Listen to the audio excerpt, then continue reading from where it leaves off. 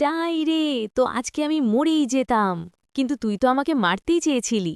রাঙাকে মেরে ফেলার চক্রান্তে বৃন্দা দেয়, সেটা জানতে পারল রাঙা। রাঙাকে ফিরিয়ে আনতে পুজো দিতে গিয়ে মুখোমুখি একলব্য ও নকল রাঙা। হ্যাঁ, এরকমই দৃশ্য হতে চলেছে আজকের রাঙামতি তীরন্দাজ ধারাবাহিকের এপিসোডে। শুরুতেই আমরা জঙ্গলের দৃশ্য দেখতে পাই। সেখানে রাঙা জঙ্গলের কিছু মেয়েদের কাছে বৃন্দার গয়না দেখে তাদেরকে জিজ্ঞেস করে তারা বৃন্দাকে কোথায় রেখেছে। তখন সেই মেয়েগুলো রাঙাকে ধাক্কা দিয়ে সরিয়ে দেওয়ার চেষ্টা করলে রাঙা তাদেরকে তীর দেখিয়ে ভয় দেখাতে থাকে। এরপর জঙ্গলের দলপতি তার দলে থাকা সেই মেয়েগুলোকে বলে রাঙাকে সব গয়না ফিরিয়ে দেওয়ার জন্য। এরপর মেয়েগুলো রাঙাকে গয়নাগুলো ফিরিয়ে দেয়, আর রাঙা সেগুলো নিয়ে সেখান থেকে চলে যায় বৃন্দাকে খোঁজার জন্য। পরবর্তীতে দলপতি তার দলের মেয়েগুলোকে বকাবকি করতে থাকে রাঙার সাথে এভাবে আচরণ করার জন্য এবং তাকে তাড়িয়ে দেওয়ার জন্য।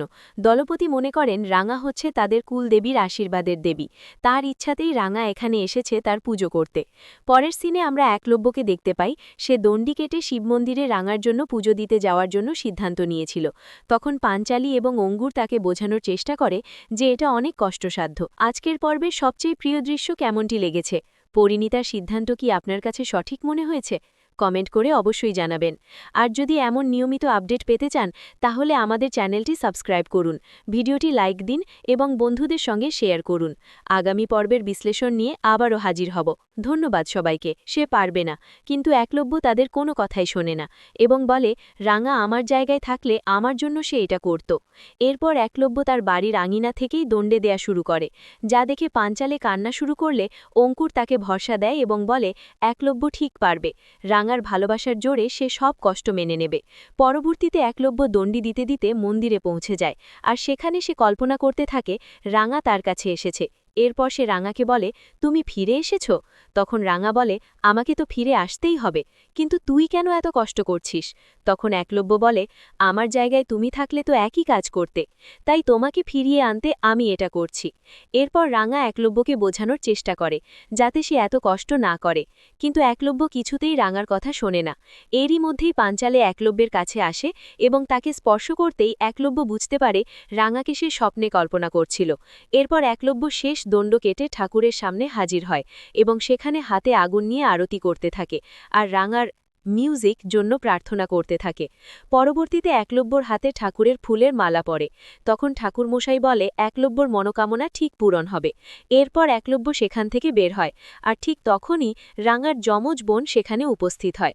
তখন একলব্য তাকে রাঙা ভেবে ডাকাডাকি করতে থাকে এবং তার কাছে যাওয়ার চেষ্টা করে, কিন্তু সেখানে ভিড় জমে যাওয়ায় একলব্য আর রাঙার যমজ বোনের কাছে পৌঁছাতে মিউজিক পারে না।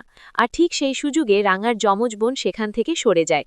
এরপর একলব্য রাঙাকে খুঁজে না পেয়ে কান্নায় ভেঙে পড়ে, যা আড়াল থেকে রাঙার যমজ বোন খেয়াল করে।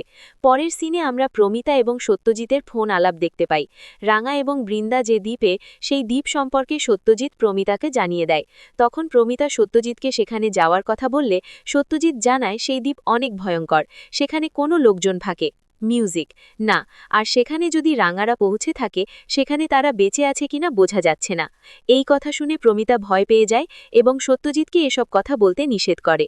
শেষ সিনে আমরা জঙ্গল দৃশ্য দেখতে পাই। সেখানে বৃন্দা আগুন জ্বালানোর চেষ্টা করছিল, আর ঠিক তখনই একটা সাপ তার দিকে আসছিল, কিন্তু সেখানে রাঙা উপস্থিত হওয়ায় সাপটা সরে যায়।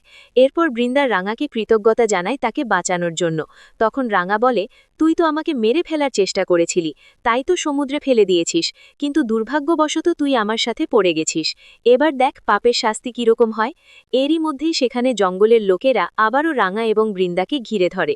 তখন বৃন্দা বলে তুই আমাকে বাঁচা, তুই যা বলবি আমি তাই করব। এরপর রাঙা বৃন্দাকে ভয় দেখাতে থাকে এবং বলে বেশি বাড়াবাড়ি করলে সে সাপ ডেকে তাকে খাইয়ে দেবে। তখন বৃন্দা ভয়ে চুপ হয়ে যায় এবং রাঙা মুচকি হাসতে থাকে।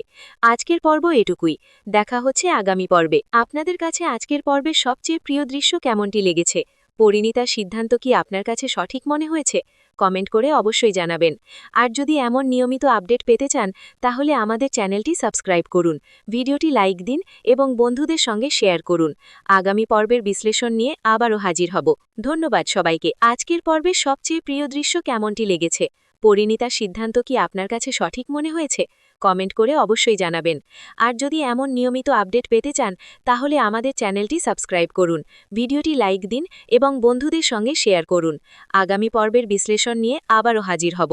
ধন্যবাদ সবাইকে।